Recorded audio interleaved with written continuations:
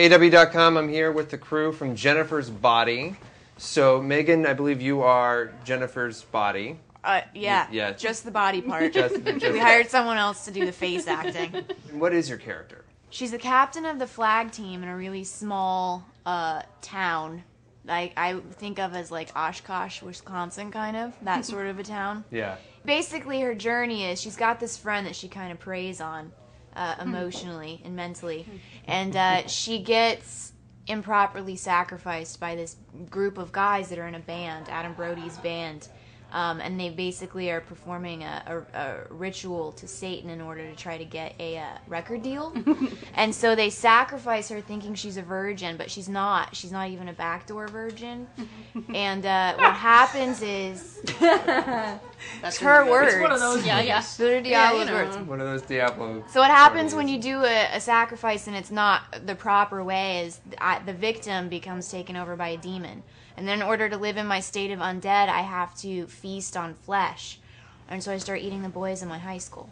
I can't believe how concise that was. That's exactly what happens in the film. It's amazing. Well, what inspired you to do a story like that? I just think a lot of girls, particularly adolescent girls, are ravenous individuals. And you feed on your friends, and you feed on boys sexually. And it's a time when emotions are heightened and you feel a little bit insane. Yeah. And I thought, no one's really, well, I guess a lot of people have, but specifically with women, you haven't really seen that literalized in a horror movie. And Karen, how did you come into this whole process, and what did you want to bring to Diablo's script?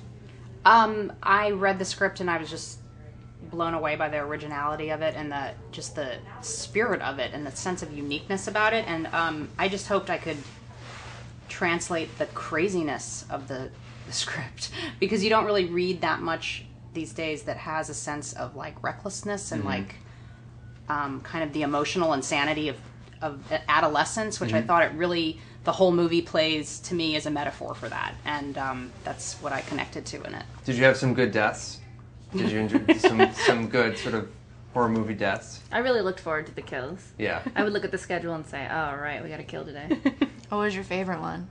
Probably Kyle Gallner. Well, you can't even say the one. We can't even say that Forget one. it. Oh, no, you can say that one. You can't, but you You should know that going in. It can't end well. Yeah, really. If somebody goes out with Jennifer, they're pretty much...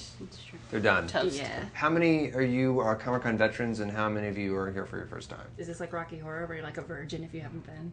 Yeah, pretty much. Oh, I see. So You're you worried haven't about them been? taking you out and doing something awful. Exactly. Yeah. I don't Oh, this is your I don't want first to be time. pulled into the crowd, because this is actually my first time.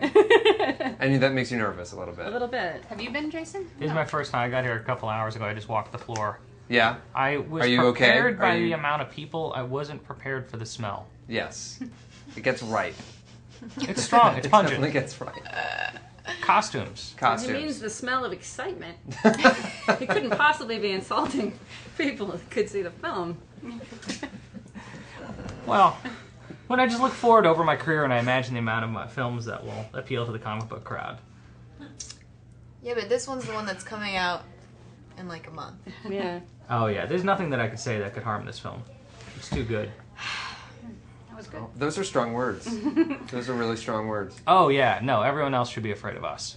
Oh, jeez, Louise. Wow. This is a PR nightmare. Well, he's not...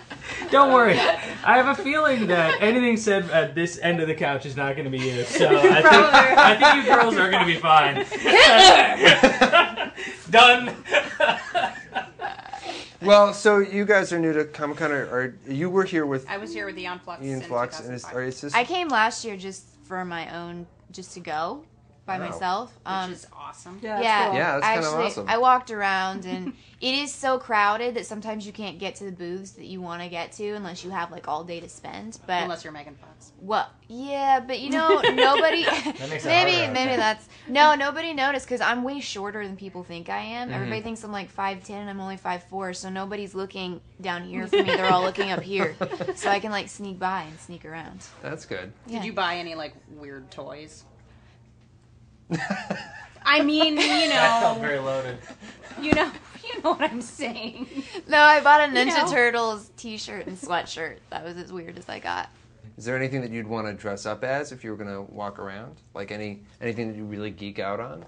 I was gonna do Princess Leia Slave, and then I realized that's such a bad idea for like 1,000,001 reasons. Like that's not what you want to wear if you want to blend into the crowd. Plus, No. they're really serious about like you can't buy a costume; you have to make it, or you get like shunned from the other Yes. Comic-Con Oh, that's attendees. They don't Handmade like costumes you. are- You just get shit on if you buy a costume and show up in it. So everything I saw today was homemade. Most of it. Most of it, yeah. I'm always That's sort of awesome. annoyed when I see a store-bought stormtrooper walking by. See? It's like, Oh, really? well, it's He like- gets what's the No point? originality. Why show up if you're just gonna buy the costume? Exactly.